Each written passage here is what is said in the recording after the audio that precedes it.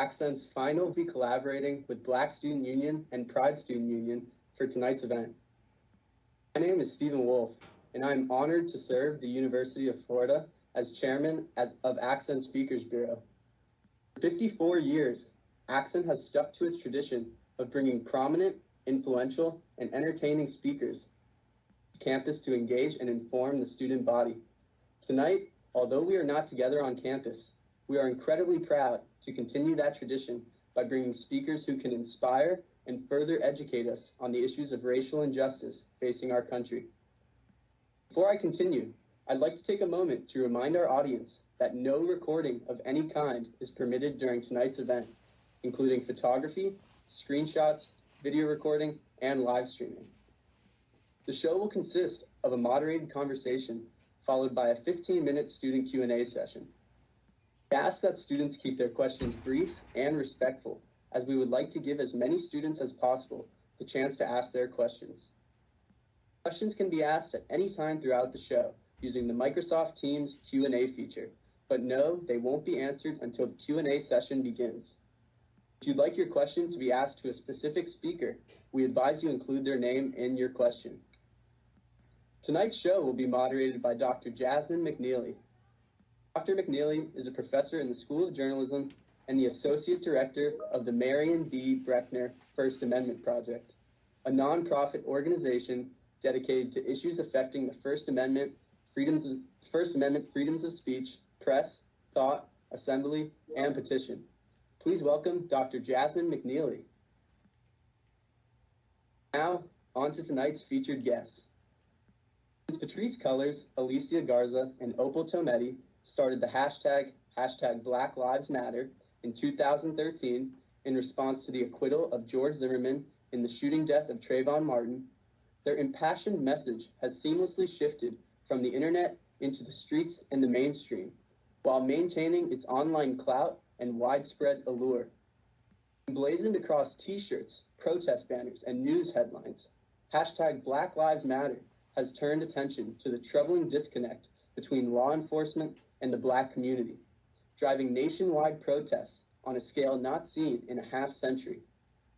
The vision of justice for all, the Black Lives Matter founders engage audiences in discussion about race relations in America and how their activism from the fringes became the national movement it is today, galvanizing individuals to stand up together against the state violence, police brutality, and social injustice plaguing our country. Creators, please give a warm virtual welcome to the creators of Black Lives Matter, Patrisse Cullors, Alicia Garza, and Opal Tometi.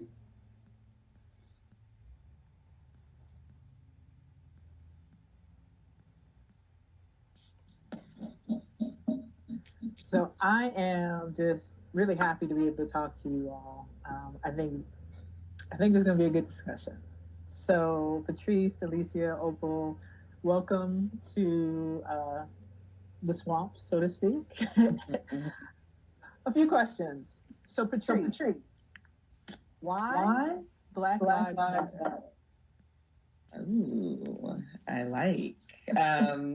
Well, I want to just say, hey, everybody.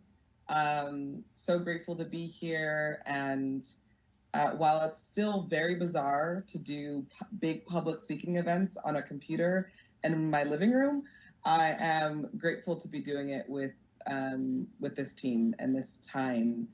I think, Black Lives Matter because so much of the work that we've done over the last decade has been about being unafraid to say the word Black, being unafraid to position ourselves as a community that is desperately in need of reinvestment, and being unafraid to fight like hell for our lives and to show up for us. There is a power in Black Lives Matter that is reminiscent of the Black Power movement, and we are honored to have ushered in a new conversation alongside hundreds, and I argue thousands of other Black leaders around the globe. So just to follow up with that, what are the goals, Alicia, for Black Lives Matter? Well, our goals have always been to reestablish the dignity and humanity of Black people all over the world. And we've been very explicit from the very beginning that Black Lives Matter is a call for humanization, right? I think the other piece of it, frankly, is trying to intervene in whatever interrupts the ability of Black people to live in our full dignity.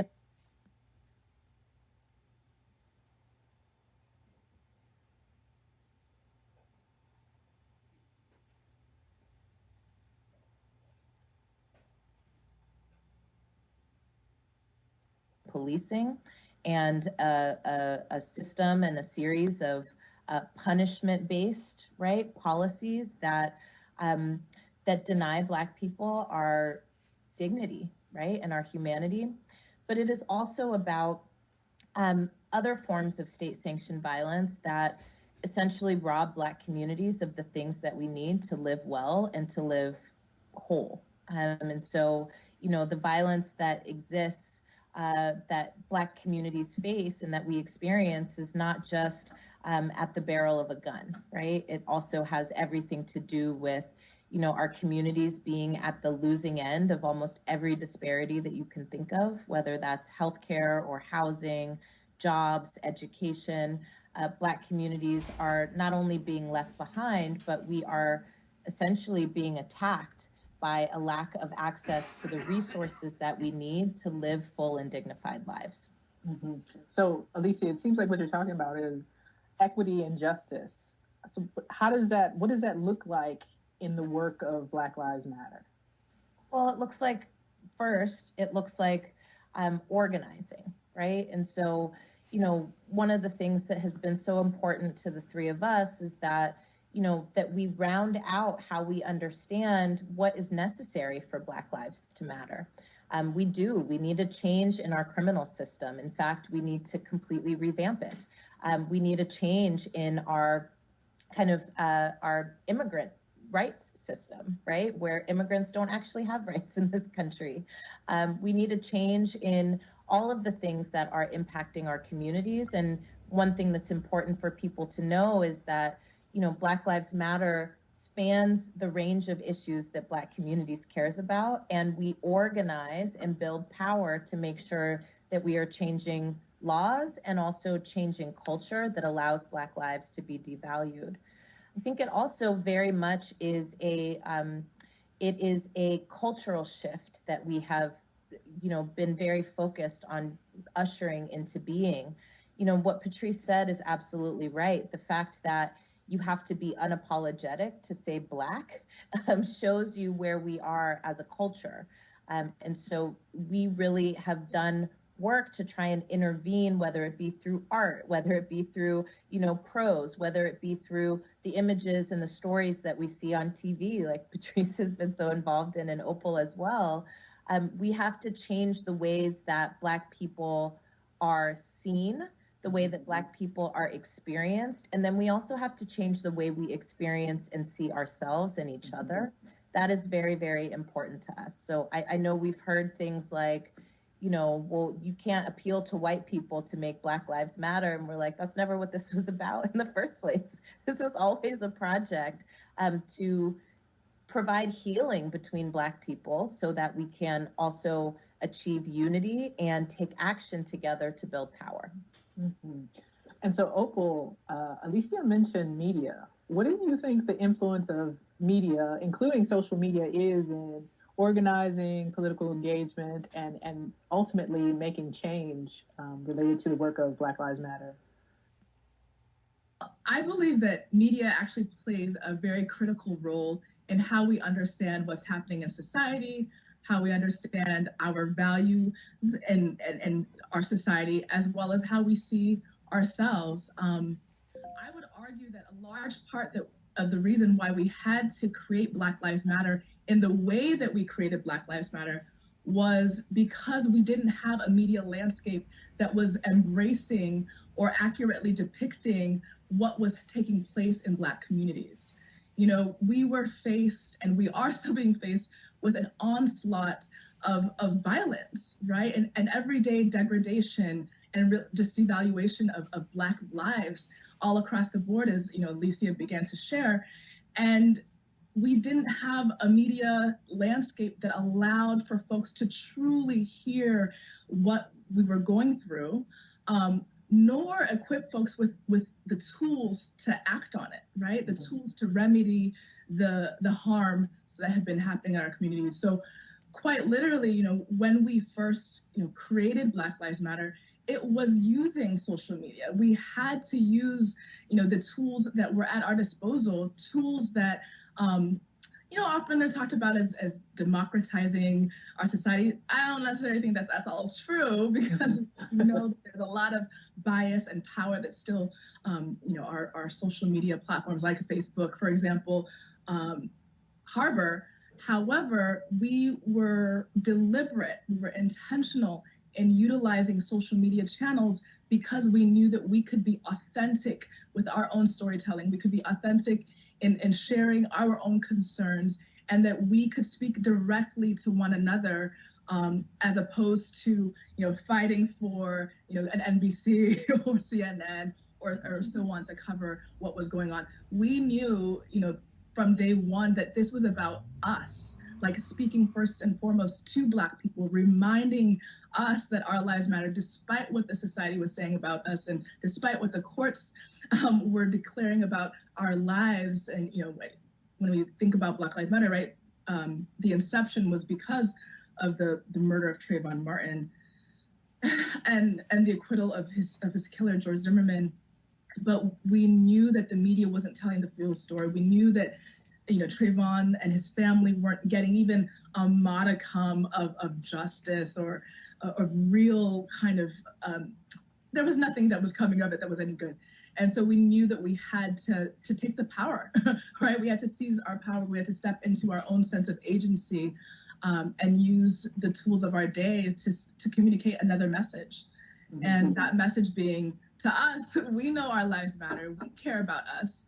And so we're going to do what we need to do to ensure that we have different types of outcomes throughout all of our systems, and that we're going to transform them in order to finally have a world where our lives truly matter.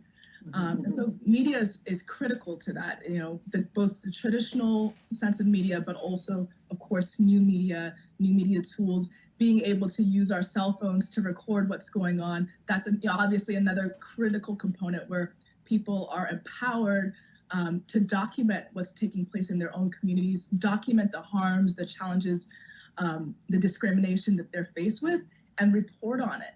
And I think this is just we're living in a new time. It's really empowering. But I would also just say that our forebears, people who came before us, always used the media, right? They always knew of the centrality of media in terms of educating the public, even agitating the larger public. And, if you look back and look at leaders like Martin Luther King or, others who really took the press quite seriously. I think about Ida B. Wells, who was documenting, and, we've always known the power of our own storytelling. And it was always about how do we do it in a way that is most effective, because we know we're right, we know we're righteous, we know what we're doing is on the right side of history. However, having platforms that allow us to share and do the work that we so critically need to get done was the challenging part. And so, glad that we're living in this time, glad that we were able to seize the tools that are at our disposal, seize the tools of our day. It was always about using the online tools to take action in our lives offline. Mm-hmm. So 7 years post 2013, there have been various periods of unrest that have been documented using social media, cell phones, traditional media. Is this time different from other periods of unrest, Patrice? Absolutely different. And I ground that in a lot of things. One, we are 7 years wiser. We've learned a lot in these 7 years. And when we started Black Lives Matter, while yes, we wanted to reach the edges of the earth, we didn't realize it would. We also didn't realize that we would be at the center of some major attacks. We didn't realize that we were going to have end up having the president that we had, and we were going to have. So we learned a lot in these 7 years. It's also important to recognize that we stand on the shoulders of giants, and our work is part of a long legacy, 400-year fight for freedom. And there are ebbs and flows, and there's openings and closures. And the last 4 years, what we've seen is a lot of despair because of the national government, neglect, abuse, torture. And for these last several months, we witnessed a president completely neglect communities under a global pandemic and allow for people to suffer more than they had already been suffering. And so when we see a video of a human being calling for their last breaths, an entire community, Minneapolis, made the decision that it was done. They weren't going to do this anymore. Even in the middle of a pandemic, that they were going to challenge the status quo. And they called us all back from our slumber and brought us back into the streets, not just here in the United States, but across the globe.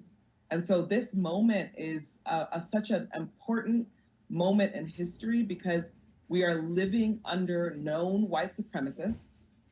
We are living in a moment where the undocumented community, trans folks, queer folks, Black folks, disabled folks, sick folks have been tried to be written out of history by this human being and his administration. And now what you're seeing is a collective sense of rage, outrage, a collective sense of love, and a collective sense of we know who we need to get out of office. We know what our marching orders are, while we also continue to hold people accountable for the things that we need as Black people. So I think we understand more than ever the urgency of this moment. And while we were talking about the moments being urgent under the Obama administration, while we're talking about it being urgent 4.5, 5, 6, 7 years ago, we have seen what it feels and what it smells like and what it tastes like to live under an outwardly white supremacist government. And I think we're all done. I think we're all done. And so this moment is very different. And, you know, in some ways, I'll just close with this. 7 years ago, we warned the country, if we don't show up for Black lives, this is where we're heading. This is where we're heading. We had collectively, not just the three of us, Black leaders had a prophetic vision about where our country was going to go if we didn't check its racism. And it happened in 2016, it happened. It doesn't have to happen again in 2020.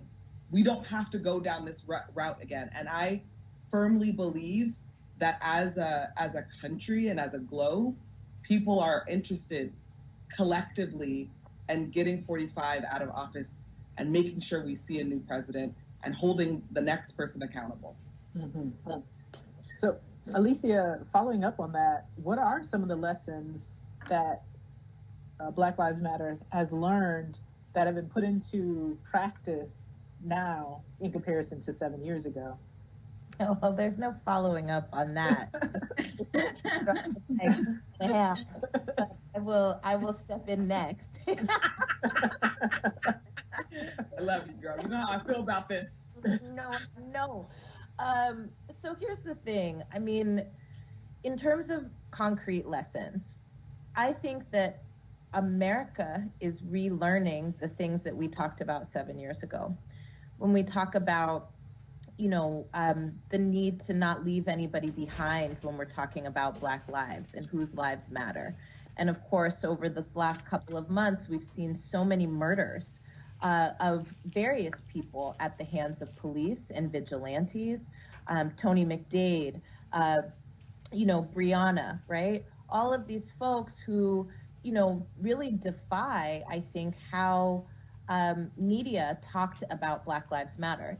If you left it up to mainstream media, people would say, oh, well, Black Lives Matter is a movement that is trying to interrupt the killings of cisgender Black men by police. And actually, I think what we've seen, right, even over the last few months, is that people have had to be reminded, right, that Black folks are not a monolith, and that Black people are being killed if you're a citizen or if you're not a citizen, if you're, cisgender, transgender, if you identify as man, woman, whatever. If you're Black in this country, you are not assured life. And that is a major lesson that I think folk are relearning right now. I also think that, frankly, I've called this a moment of reckoning. And, I think we're seeing ways in which everything is being disrupted as part of the lessons from what you need to do to make Black Lives Matter that weren't being done before. So people may have had signs in their windows, they might have bought a t-shirt, right? But now all of a sudden it's going into C-suites in companies. How come we don't have any Black people in the C-suite? If Black lives really matter, it's not enough to put out a statement. We actually need to change who's in leadership, right? We need to value Black intellect. We need to value Black contributions, and we need to put our money where our mouths are. I recently learned, for example, that, Twitter, which Black people, frankly, Black Twitter, I think is, a monument of this decade. And frankly, in the C-suite at Twitter, there are maybe one, probably none, in terms of Black folks, right, who are in leadership, but yet Black folks are pushing this vehicle forward. I think another lesson that is being put into practice right now is that, every time we get to this point, because this, the way that our society is organized, it is always going to tend towards crisis. That's just a fact. It's so unsustainable, the way in which we have organized ourselves, that we can expect that, sure, every 7 years or even every 3 years or every 3 months, there is going to be a crisis that's a result of the way that we are organized as a country. But the reality is, when we get to these reckoning moments where we ask ourselves, well, what are we going to do differently? So many times we go down this path of, like, the path of least resistance is what I call it. The shortest path between A and B. And so, in 2014, in response to murders of Black people at the hands of the police, we got things like body cameras, right? We got things like task forces to study the problem. I've had people in my life who have said to me, whenever a task force is designed, it's where good ideas go to die, right? It's like there are all of these ways in which we get, we're so anxious for change that we accept whatever is handed to us. And I think this moment can be different than that. We are seeing across the nation and really across the world a reimagining of what safety and dignity and wellness can look like. We are asking ourselves the question of, what is the role of police and policing in our communities? And is that the role that we want police and policing to play? Is there a role for other functions and professions to actually step in and say, actually to deal with people who don't have homes, you can't deal with that with a badge and a gun. You actually have to figure out how you provide housing. Is there a different way that we can approach this than punishment? That's a lesson that I think we still have yet to see if we're going to learn it or not. And Lord knows there are all kinds of short-term solutions that are being offered in this moment. There are all kinds of ways in which people are promising the moon and saying you can get it if you just add water and a little salt and pepper. But the fact of the matter is, right, if we really want to see change so that we're not watching Black people be murdered on television day after day after day, we have to ask ourselves where we get the courage to actually move into something that we haven't done before. Can we also generate and develop the political will to move beyond these very flat two-dimensional conversations about Are police good or police bad? And actually, there's a bigger conversation to be asked here, which is, what do we need to do to ensure the sanctity of Black life? If we're all saying Black Lives Matter, if we got Congress people kneeling and doing all the things, what else can we do to change the rules that have been rigged against Black communities for ever since we were brought here at the bottoms of boats? And then also, what are the cultural changes that we need to continue to usher forward? I'll just say this lastly, but you got me riled up. I'm like, I feel like I need to learn some lessons here. It's interesting because I can't turn on my television now without seeing something about Black Lives Matter. If I want to watch Netflix, I turn on Netflix and it's like, here's how you learn about, what's going on with Black folks. I try to watch my reality TV shows just to escape for a little bit, and I can't escape. Real Housewives of Atlanta is over here talking about Black Lives Matter. Andy Cohen over here talking about white privilege and white guilt and white silence. I'm like, yo. But here's the thing that I'm holding for us right now, and that I want us to all walk away from this conversation with is this just going to be over in August?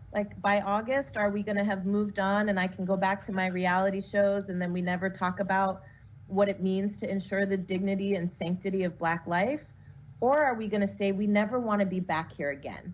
So here's what we're going to do to get us to new problems that we have to solve, right? I think I'm exhausted, and I know my sisters are too, of, trying the same old things and expecting different results. At this point, we have an opportunity to really change not just history, but the present.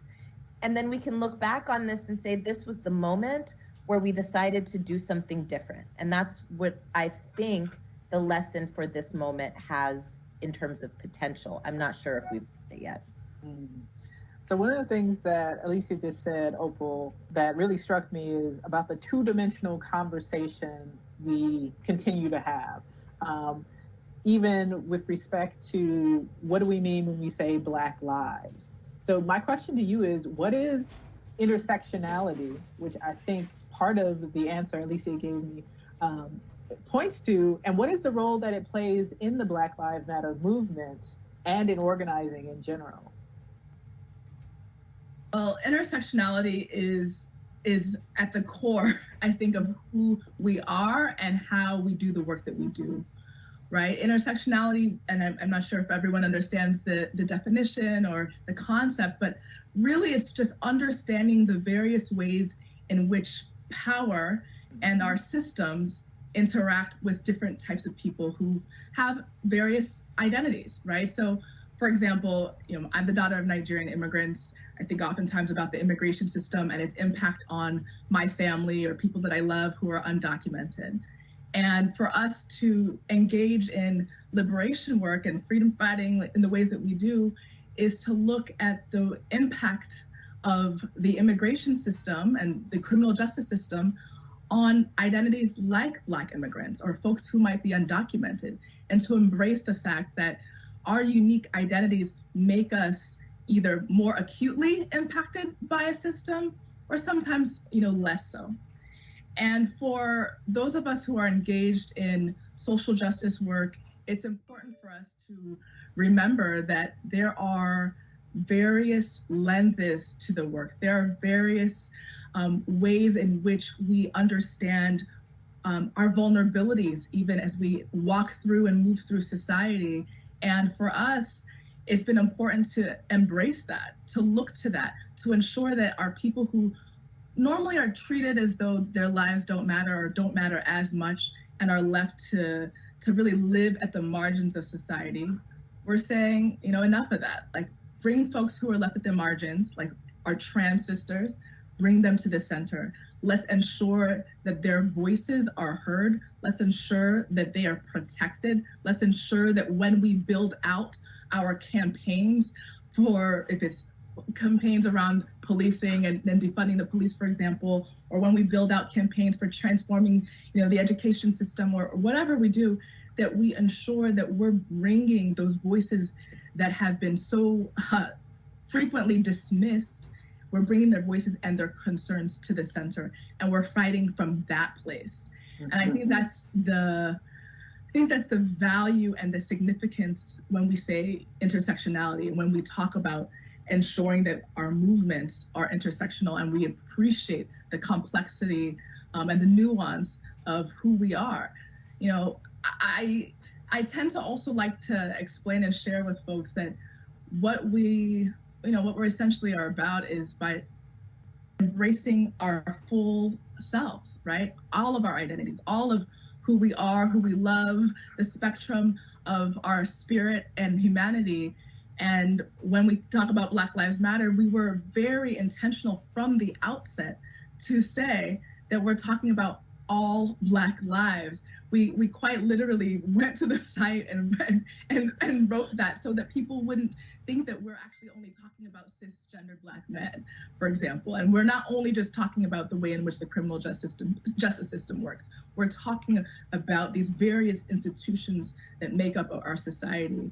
And I feel like it's just so important for folks to understand what our heart has been and what it continues to be, because I think there are so many times where you hear it in the media, or you hear different versions of what Black Lives Matter means, or what we stand for, what we're fighting for, and folks oftentimes miss it. That we are truly standing for and alongside with the breadth of who we are, no matter where we're geographically located, no matter if folks are in prison, no matter if folks are in immigration detention, or if they've been deported, or so on, or if they're poor, and all of these other things that make for easy excuses to dispose of certain type of Black people. We're saying, enough of that. Enough is enough. We're a different type of movement. We're a movement that understands the complexity of who we are, and we're fighting for and championing all of us at the end of the day. Mm-hmm. So, Patrice, what has been the roles of Black and other LGBTQ plus members of the community and people of color in movements for civil and human rights? I ask this because it is Pride Month, and I think a lot of people don't know historically what has been the role of Black and other people of color in fights for civil and human rights for the LGBT community. Sorry, I was having a problem with my unmute button. I was getting nervous, like, come on now, don't do this to me. Okay, because I was so focused on unmuting myself, please ask your question again. Sure. So this is Pride Month. Yes. And sometimes I think a lot of people don't understand or know what the role of Black and other LGBTQ people of color in movements for civil and human rights has been. So Sure. What has been the role of Black and other people? What has it been? Yeah. Who are we? There were so many people. This is the part of the talk where I start to just become real Patrice. It's so interesting to me because as someone who came out as queer at a young age and really was trying to find my leaders and find other Black folks who were like me, that was not information that was readily available. And as I started to uncover the archives and started to realize that most of my faves were actually queer and trans, and they were at the front and center of our movement and leading it. They were often the architects of how we understand not just our movement, but the visual of our movements. They were often the artists. They were often the folks that were dreaming and visioning what that new world could look like. And because we, the history of our movements weren't evolved enough at that time to allow for our folks to be open and out, we missed a lot of that history. And I feel like the role that BLM plays is a role that really intervened in this conversation around which kind of Black people were able to fight for Black life. And so, Alicia and I identify as queer, and Opal ends up being lumped into that too, because the two of us, she's like, queer by association, queer adjacent. it's fun. I always love it when I see an article. They're like, and the 3 co-founders of Black Lives Matter are queer. And I'm like, yeah. And Opal never crisps. And she's like, it's fine. Politically queer is a thing as well.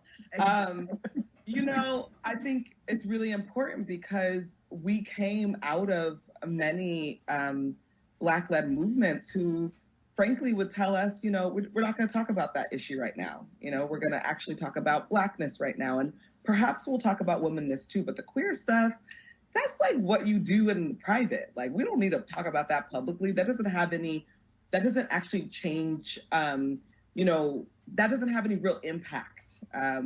So I think it's been incredibly important to not only be out and proud as Black leaders and Black national leaders. I often hear from younger Black queer folks who are in our movement that we set an example around what was possible. And much of our movement is led, like 90%, by Black queer women. That's just the actual reality. And that's the factual reality of who's at the front lines and who's at the front lines in any city that you go to. And, you know, I think that is been a powerful, it's been powerful to witness it as a queer Black woman. It's been also powerful to be able to have those really important and healing conversations with some of our mentors in our movement that, you know, now have to say we apologize for how we were. And we see you and we see what the importance. And so it's so critical to know your history. It's so critical to allow our leaders to be the full human beings that they are, because whether we want to or not, people are watching us and witnessing us and trying to figure out how they then relate as well. And I think we came out with our tattoos and our different hairstyles and our piercings, and we dressed how we wanted to dress. And, you know, there was at the height of the first iteration of BLM, there was a whole conversation about respectability. And we weren't going to we weren't going to allow respectability politics to lead how we were going to be in that moment. And I think that has been incredibly important.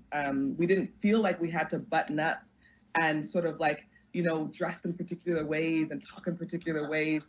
We showed up as who we are and who we were.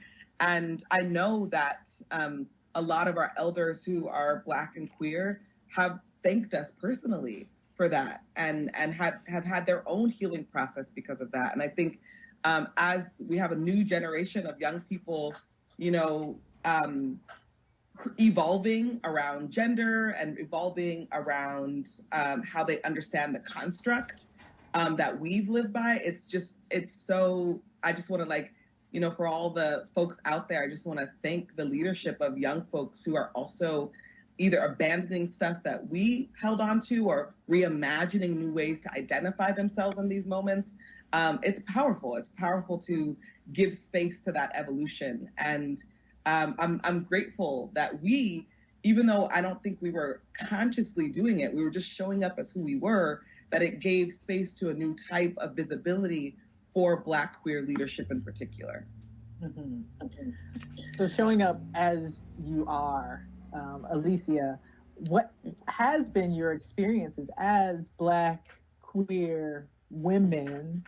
I think you're majority on the West Coast, am I correct? So geographically, maybe slightly different from some of the other movements or things like that. How has that shown up with your experiences in leadership with BLM in the fight for civil and human rights? Mm-hmm. That was a good question. I mean, to be honest, when we started all of this, we were actually on opposite coasts. And, you know, I think each of us has our own kind of story in terms of where we root our Blackness. Mm-hmm.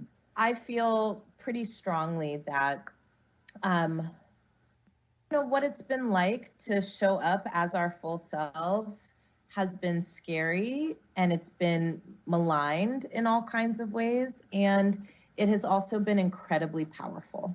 And so I feel really grateful to be like the smallest unit of this moment, right? Because I think Patrice is right that, frankly, so many people have said, thank you for creating space, right? Thank you for seeing me, and thank you for inspiring me that a movement could hold me, right? In all of myself, not some parts of myself and leave other parts behind, but in all of myself. And you know, Patrice was being very nice when she told the story of people who would act a fool, and who have now had to reckon, right, with that. But I can say, you know, we've all been in those meetings where, you know, I'm now used to being the only Black queer person in a place and trying to figure out, can I be my full self, or do I have to kind of put on some armor here? And walking away from it feeling like, how are we going to get free if we're still doing this, right? Mm-hmm. And, you know, it's interesting because historically, when we look at movements and the people who become valorized within them, everybody celebrates Bayard Rustin now, but nobody was rocking with Bayard Rustin back in the day as a gay man. Like, he couldn't be out. You feel me? Like, right. It just wasn't like that.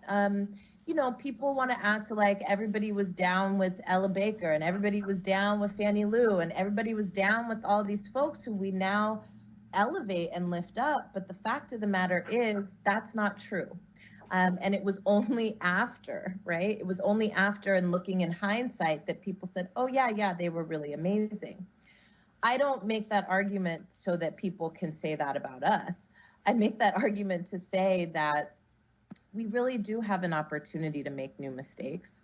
And what happens when we don't create room for people to show up as their full selves is we lose the brilliance, the insight, the foresight, the intelligence, but we also lose the perspective of what actually needs to be transformed in our society. If we are not talking to Black folks who are undocumented, right, then we are going to think that, you know, that the immigrant rights struggle is only about a certain group of immigrants. Mm-hmm. We do not make sure that the voices of trans and gender nonconforming people are front and center, then we are going to continue to think that the people who are being attacked, right, by the way that we have organized ourselves in this country are only cisgender people. So it's not just about, it's not actually just about diversity or inclusion, right? It is fundamentally about having a different lens through which we see the world so that we can deeply change what is not working for all of us. And I want to say too, just for the record, I have all these feelings about this, right? So yes, here we are in Pride Month.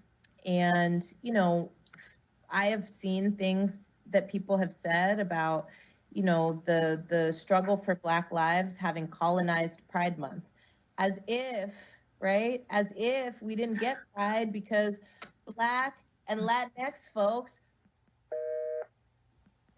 and said we will not be violated and beaten anymore by police. We will not be shoved into shadows in the corners and dumped into trash cans when you're finished with us. We out here, and we're going to be out here. So no, we're not colonizing Pride. In fact, welcome. Right?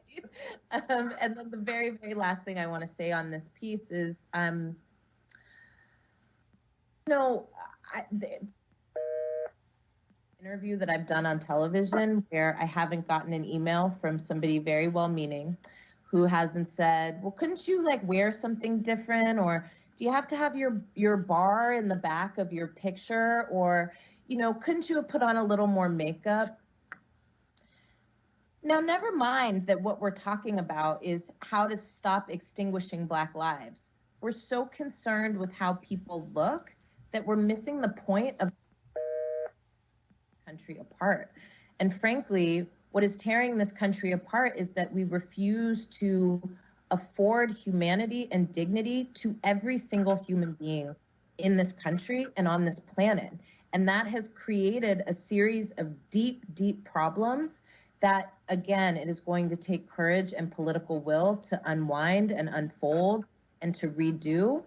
But we can't keep treating this movement as symbols or avatars, as opposed to the substance and the engine of what can unlock the promise that this country has claimed to offer people forever.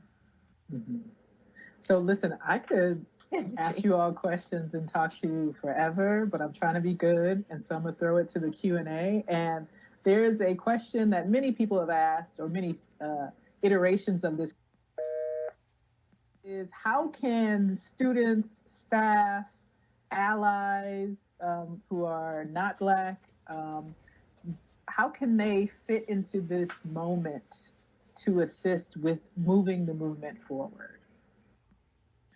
Excellent question. I like to talk about this movement, the broader movement for Black lives, as being a multiracial. Are all kinds of people who are comprised and committed to this movement. And we need all hands on deck. We need people in their respective vocations and locations to be committed to transforming our world and ensuring that Black lives matter. And that includes students, that includes faculty, that includes all the administrators and beyond. What I would to examine where you are right now, right? So for allies, or we've been trying to move folks right along our understanding around allyship, right? So allies can probably pop in, pop out, join when you want, kind of disconnect. But what we're inviting folks into is to be co-conspirators, if you will, or comrades, being truly committed to the struggle and being deeply as we are. Black folks take the most risk, right? We were the first ones who are out in the streets. We were the first ones to take our mourning and bring it to the public space. And so we do take the most risk. However, we need our allies, we need our comrades, we need co-conspirators to be just as outraged as we are, just as committed to finding solutions as we are. And who are students on campus, to be in real support of your peers, the other students on campus who are Black, to understand what they're going through, to do the work of supporting them, of showing up when they've asked for you to show up, of ensuring that the school system and that the education system and this university, the campus, if it's virtual or beyond, is one that of their experience and of their lives. And that might look like a number of things, and I don't know your campus that well, but it might look like ensuring that law enforcement is no longer on the campus. It might look like ensuring that the executive leadership and the administration looks different. It might be ensuring that more people have access to the scholarships. It might be reimagining. So there are a number of ways in which people can engage in this work from their respective locations. And I invite folks to really think about this work as though if it was one of your friends, not one of your friends, but one of your children even. Let's take it a little bit further. If it was one of your children who was being harmed by the system, what would you do to transform it? And work from that place, right? Work and place to transforming your campus, to transforming your community, and to transforming the world. Great, thank you. So Patrice, we're in a moment now, there's unrest, but there's also a pandemic. So what is the role that COVID-19 is playing in this moment that makes it or influences what's happening? Unrest and the movement against Confederate symbols and all of these things? Well, I'll start with, it's not the disease that has created the conditions that we are in. It's a decade, 2 decades, 3 decades of neglect. It's that we live under a system that has only enforcement and incarceration, that we have an economy of punishment versus an economy of care. And so we know that because we've seen other countries deal with the pandemic very differently. And we've seen a different result than what we have right now. This result is a result of despair. This result is a result that really comes from a government that has the first purposefully neglected that it was actually a pandemic, right? Let's remember, 45 called it a conspiracy. There was nothing wrong. And then when he finally had to come to terms that there was an actual pandemic, he himself refused to wear a face mask. And now we're in a dynamic where folks are, unemployment insurance is about to run out. We have people who are at some of the highest unemployment rates ever in the where people are homeless.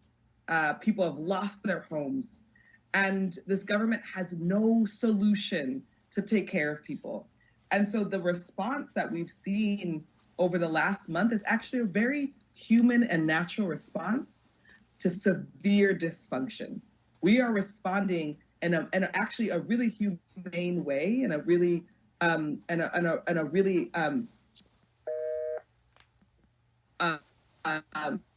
disgusting. So I want us always to be careful of blaming the pandemic, because pandemics happen. Like, scientists have been telling us, like, yeah, there's going to be a pandemic soon, so we should all get ready for it. And, let's remember that 45 dissolved the pandemic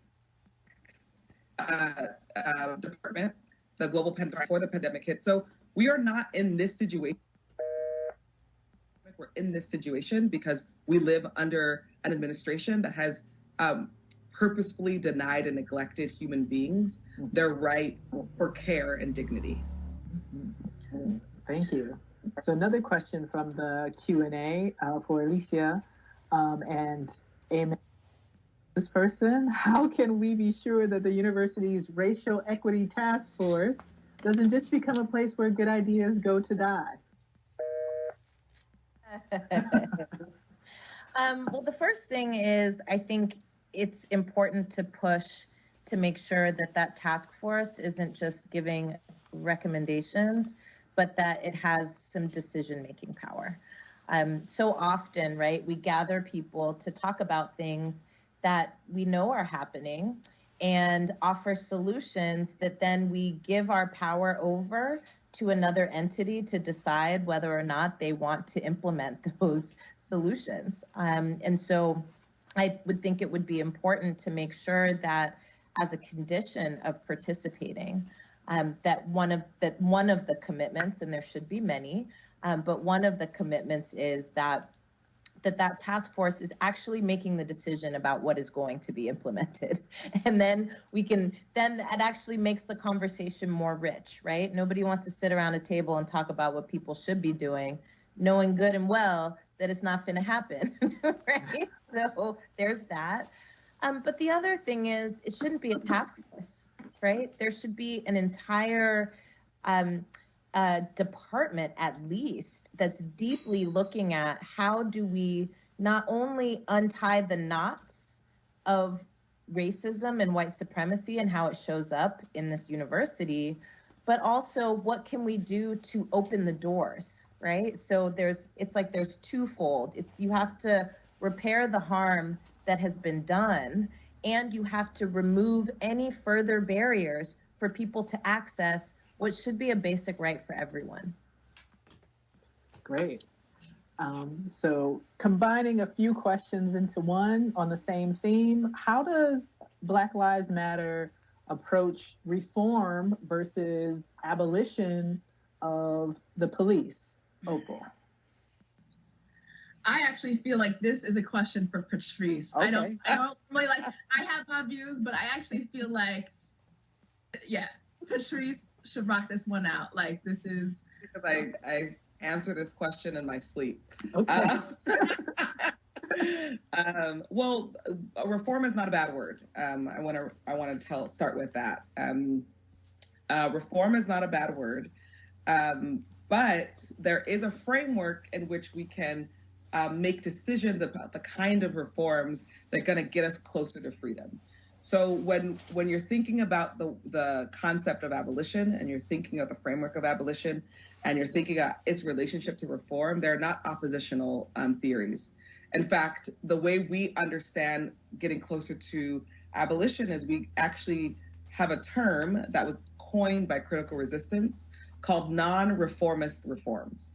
And so a non-reformist reform is a reform that does a couple things. One, it's a reform that doesn't grow the state. And so if you're thinking about abolition, and especially the abolition of police and prisons, much of the demands that came out of not Black Lives Matter, but progressive groups that were really hoping that the police would change their ways were demands like body cameras or more training. Those reforms are actually reforms that give the police more money. They put more money into their budget. So that's not a reform that we would support, and that's not a reform that's actually getting us closer to freedom. So whenever you're thinking about a reform, you're thinking about what doesn't grow the police or prison state. What are we going to put into place right now that in 150 years from now, we're not going to look back and be like, you probably shouldn't have done that. It's a reform that actually, if we can envision 150 years from now, we actually unlock something that gets rid of an old and archaic way of being. So those are the two ways that you want to think about it. And those are great sort of like starting points, especially if you're, as Opal said earlier, if you have a campaign where you want to demand the university cuts ties with the police, that's a non-reformist reform. That's breaking ties, and that's shrinking the power police have in our lives and in our communities. So it's really important that you're able to differentiate. Sometimes we get very moved by terms and philosophies and theories, and then we want to practice them in their most purest form. But that is not always true or viable. It doesn't mean that you don't create demands that are, your dream demands. It just means that the ways that you get to those goals, the ways that you get to those demands, have to often be incredibly strategic and nuanced. And so I love this question. I could talk about reform versus abolition all day, but I'll just repeat this by reform is not a bad word. Reforms are not bad. Reforms are tricky though, and we have to be strategic in how we approach the reforms that we are calling for in all moments. Mm-hmm. So one last question for Opal, and that is, how can student leaders use their platforms to support Black Lives Matter? Excellent. So student leaders can use their platforms to support BLM by doing the work that is necessary on your campus and in your community. Black Lives Matter is of course, it is the network that we helped to start. It is a platform, but the mandate is much bigger than that. And so the encouragement that I would offer is that students should look to what concerns them, what moves you in your respective location. If it's in the city that you're housed in, or if it's on your campus, make sure that Black Lives Matter is a reality in your field of influence and in the spaces that you have power. And I would encourage that all students get involved in the movement, right? Find your organization. Specifically, that's one of my biggest things that I would want to offer is like, find an organization, get involved, commit yourselves to the movement, right? I think organizational commitment is one of the most critical things that anybody can do. Committing to an organization offers you an opportunity to live your values, to walk the talk, and to be in a community of practice where you're getting feedback. You know, we have been organizing, the three of us have been organizing for, God, like 20 years or doing some form of advocacy and activism. And we're constantly learning.